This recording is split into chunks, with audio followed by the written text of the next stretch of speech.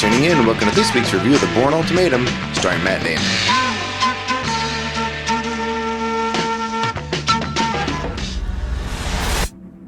Showtime. Someone started all of this. And I'm gonna find them. This is Jason Bourne, the toughest target that you've ever tracked. He's really good at staying alive, and trying to kill him and failing just pisses him off.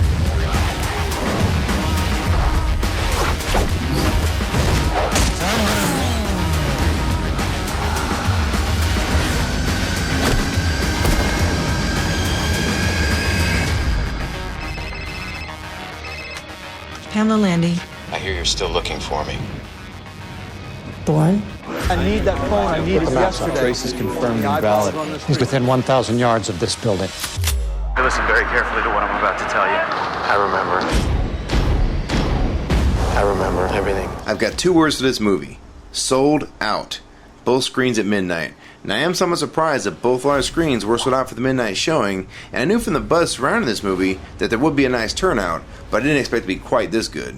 This is a result of making two very solid films and not straying too far from its original grounded feel.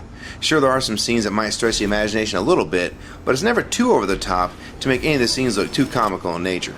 This series has always been a well-scripted one, with a good balance of action, as well as being very clever and dramatic. And in the past, they've had no qualms about killing characters that you may have thought were going to live.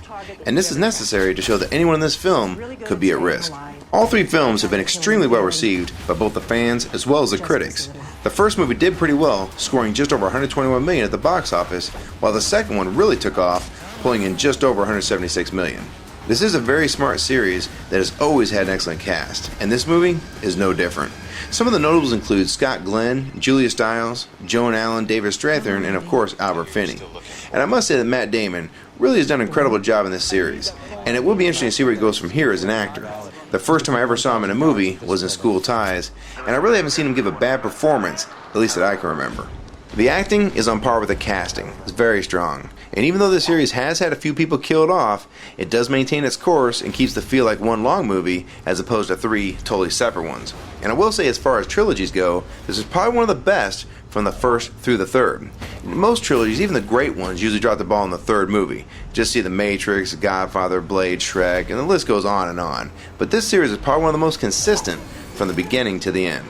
This movie definitely has the big four. It has the script, the director, the cast, and the budget. If a movie has all these and is not a success, then someone's really dropped the ball. And in reality, most movies don't have all four. Usually something big is missing. And if you're missing one, you may be okay. But if you're missing two or more, the movie's usually doomed. It really takes all four together to make a great film. Of the four, the budget might be the one that can be sacrificed and still have a successful movie. The other three parts are almost mandatory to make a great film. And if you don't believe in a good script, just see Aliens 3 in the quadrilogy box set. Even with a great director like David Fincher and a decent cast for Aliens 3, that movie was doomed with no workable script. There was one part of this movie that may remind you a little bit of the first Matrix, when Morpheus tries to walk Neo out of his office building at the very beginning of the series. And something similar was also done in this movie. Now there are two real standout scenes in this movie. One was the big fight scene, and the other one is a car chase. And believe me, you'll know them when you see them. These are very well done, and they'll definitely keep you glued to your seat. This movie does have three elements that usually is not done well in a single movie. It does have very strong action scenes mixed with drama, as well as having an element of mystery. Most action films pretty much forget the drama, and they rely almost completely on the bigger, stronger, faster, or louder approach instead of making it a smarter or more dramatic film.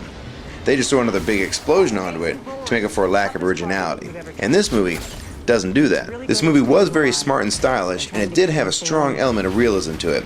They never pushed the envelope so far in scenes that you started thinking green screen. It did have an authentic look and feel that most sequels usually leave behind after the original in the series becomes successful. And this movie stays true to its roots, and that was nice to see for a change. Bigger doesn't always mean better. If there was one thing that was a little weak, it was the ending. Now, it was a good ending, but it just didn't quite live up to the strength of the rest of the movie. And this being the third and maybe final film, I wanted a little more from the conclusion. Now, the mark of a great movie is to leave you thinking, wow. Now, I was much more wowed up into the ending than I was by the actual ending itself. Overall, I would say you can't miss if you decide to see this movie, and it's definitely worth seeing at the theater. So if you liked either of the first two films, this one is easily on par with both of them, and it does finish the series pretty well. That is, of course, if it's indeed finished. You never know these days. From overall rating, I give the Bourne Ultimatum 4.5 stars.